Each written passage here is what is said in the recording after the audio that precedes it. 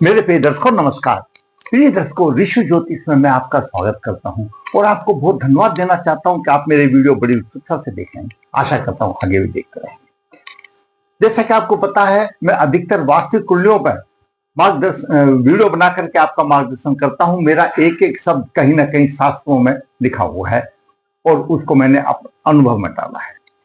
आज एक बात करते हैं एक 45 वर्षीय आयु की जातक जिसको अभी तक संतान नहीं हुई और उसकी नौकरी भी स्थिर नहीं है। अच्छे योग है, देखने को तो अच्छे लगते हैं, लेकिन जब गहराई में जाते हैं तो वो बिगड़ी मशीन मिलती है। क्या योग है देखते हैं। जातक का जन्म 28/1/1980 शुक्ल पक्ष एकादशी मृगशिरा चरण 1 सोमवार को सुबह 3:10 पर हुआ। राजस्थान का जन्म है, चित्तौड़गढ़ का। मृगशिरा नक्षत्र की योनि सर्प होती है। पूर्व जन्म में शब्द से इसकी मृत्यु हो गई थी, ऐसा हमारे शास्त्रों का मर्म बताता है। वृश्चिक लग्न हुआ 13:39 है। तृतीय भाव में सूर्य 13°32' लेके बुध 18 के बुध अस्त है। बुध एकादश भाव का स्वामी है, अष्टम भाव का स्वामी है। चतुर्थ भाव में केतु 6°53', शुक्र 20:43 और सप्तम भाव में उच्च राशि का चंद्रमा, भाग्य का स्वामी उच्च राशि का चंद्रमा है। दसम भाव में राहु 6°53', गुरु 15° और मंगल 20° और शनि एकादश भाव में 3°2' है। जहां पर शनि विष नवास में है, शनि विष नवास में, गुरु भी विष नवास में आ गया। गुरु भी विष नवास में आ गया, शनि विष नवास में आ गया। गुरु और राहु का चांडाल योग बन गया। मंगल भी पीड़ित है और उधर मंगल और शनि बिल्कुल नजदीक विषयोग बन गया। तो इस कुंडली में मंगल शनि का विषयोग, मंगल राहु का अंगारक योग और राहु और गुरु का चांडाल योग। देखने में दर्शकों मंगल दसम भाव में पूर्व फाल्गुनी नक्षत्र में है और पूर्व फाल्गुनी नक्षत्र में मंगल हो तो ऐसा जातक उच्च पद अधिकारी बनता है, लेकिन कहां उसको तो नौकरी के लाले पड़ते। क्यों? मंगल के ऊपर राहु का भी प्रभाव है और गुरु पंचम भाव का स्वामी दसम भाव में है। हम हमेशा बताते तोते की तरह एक बहुत बड़ा अच्छा राजयोग है। तो पंचम भाव का स्वामी जब दसम में होता है तो बहुत अच्छा राजयोग है, पराशर जी कहते हैं। लेकिन गुरु तो राहु के साथ चांडाल योग बना दिया और गुरु स्वयं विष नवास में हो गया। मंगल और राहु की जब दसम भाव में बन जाती है तो मान सम्मान और सार्वजनिक छवि को प्रभावित करता है। जातक अकर्मक ऊर्जावान तो होता है, महत्वाकांक्षी बनता है, लेकिन उसके कार्य क्षेत्र में असंतोष रहता है। अधिकारियों से वह टकराव लेता है, गलत निर्णय ले लेता है, क्यों? राहु भ्रमित कर देता है। निर्णय की संभावना, गलत निर्णय की संभावना बढ़ जाती है और सफलता पाने की प्रवृत्ति करता रहता है कि मैं कुछ ना कैसे सफलता पाऊं। गुरु और राहु का चांडाल योग व्यक्ति को अधिकार, कैरियर, चरित्र, लांछन और भ्रम जैसी समस्याओं का सामना करना पड़ता है। प्रतिष्ठा कोसों दूर चली जाती है और गलत निर्णय की संभावनाएं आ जाती है। क्यों? चांडाल योग बन गया, प्रवृत्ति चांडाल योग की हो जाती है। आखिर ये योग आए तो आए क्यों मेरे दर्शकों? मंगल राहु और गुरु राहु का ये चांडाल योग और अंगारक योग क्यों आए? गुरु और राहु पूर्व जन्म में किसी इनके कुल में किसी न किसी व्यक्ति की संपत्ति का हड़पने की कोशिश की गई और संपत्ति के लिए हत्या भी करने के, किसी या किसी विधवा स्त्री के संपत्ति का उपहार करने। तो ऐसे व्यक्ति का 5 पीढ़ी तक श्राप चलता है और हत्या की गई हो तो वह आदमी 50 की तरह पीछा चलता है। 5 पीढ़ी तक श्राप चलता है, हम अंदाजा नहीं लगा सकते।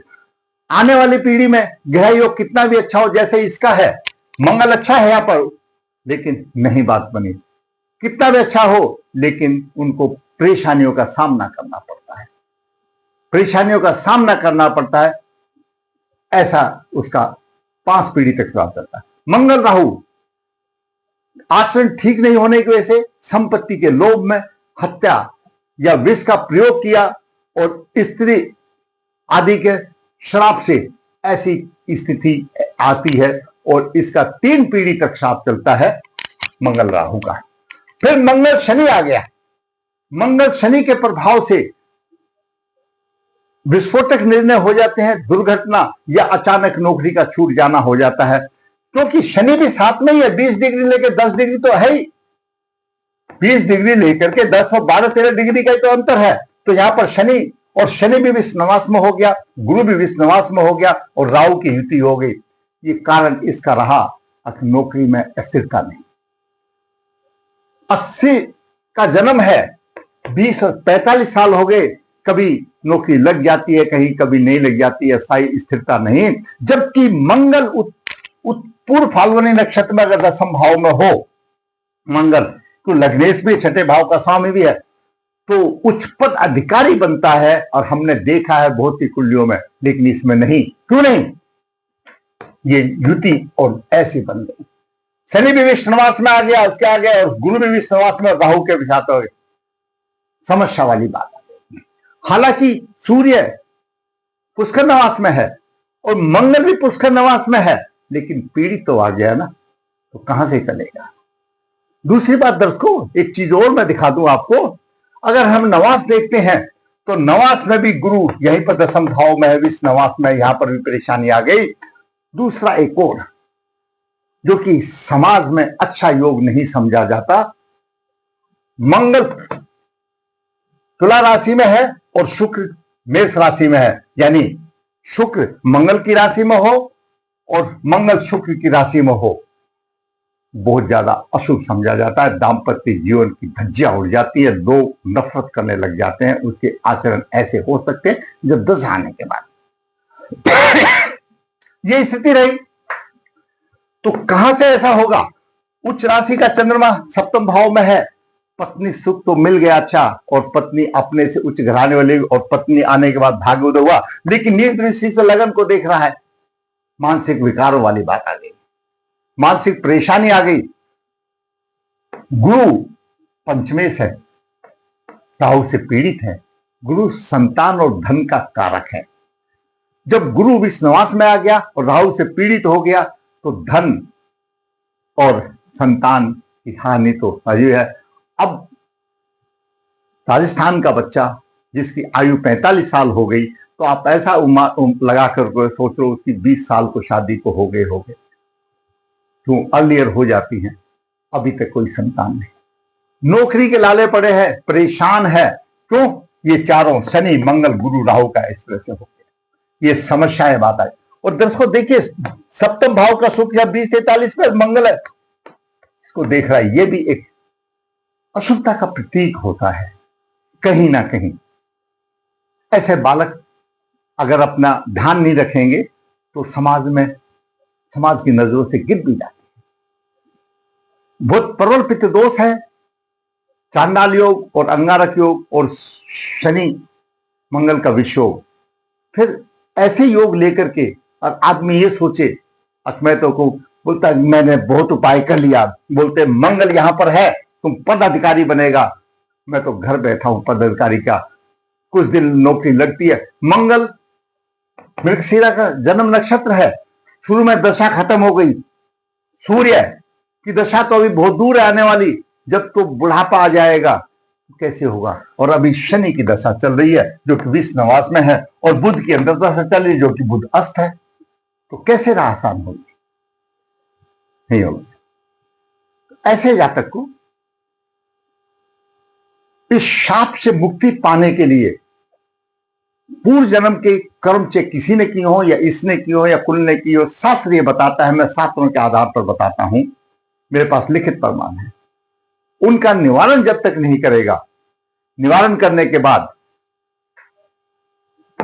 लग्नेश का और गुरु का और चंद्रमा का भी रत्न धारण कर लो, अच्छी प्रगति होगी। या तो ये सोचो अभी तक किसी ने बताया नहीं, तो धक्के खा करके हमारा वीडियो देखा तो हमको बताया, तो हमने उसको आश्वासन दिया कि हम तुम्हारा वीडियो जरूर बनाएंगे। उसकी स्थिति देखते हुए मैंने गहन अध्ययन किया। गहन अध्ययन के बाद मैं यहां तक पहुंचा कि मैं आपके सामने इसके विषय में 10-12 मिनट बोल सकूं। बड़ी परेशानी वाली बात है। अंगारक योग और विष योग और गुरु राहु का चांडाल योग अगर ये कुंडली में हो जाए तो जातक कहीं का नहीं रहता। धक्के मिलते हैं समाज में, स्थिरता व्यवसाय में आ जाती है, कोई काम नहीं मिलता, संतान नहीं मिलती, करेगा क्या। छोटे से वीडियो में मैंने आपको बहुत कुछ बता दिया, नवस बता दिया, मंगल शनि का विषय बता दिया, गुरु चंडाल का योग बता दिया, मैंने सब बता दिया। आपने भी देखा होगा, हम बताते हैं पंचम भाव का स्वामी दशम में हो तो राजयोग होता है। पंचम भाव का स्वामी दशम में है, राजयोग की धज्जी उड़ गई भाई, कहीं राजयोग नहीं रहे, सब बिखर गए इन अशुभ योगों के कारण। मिलेगा, अशुभ योगों का प्रायश्चित करें, मंगल राहु की शांति करे, शनि मंगल की शांति करे और गुरु राहु के चांडाल योग की शांति करे और काल सब दोष भी निवारण करे, कोई शर्त योनी है। और फिर भागवती लाकर रत्न धारण करे, आपकी राह अवश्य आसान हो जाए। अगर आपको मेरा वीडियो ये अच्छा लगा तो भाई मैं कहूंगा लाइक करें, शेयर करें और जिसने चैनल सब्सक्राइब करे ताकि आने वाले भी अपडेट आपको शीघ्र मिले। धन्यवाद।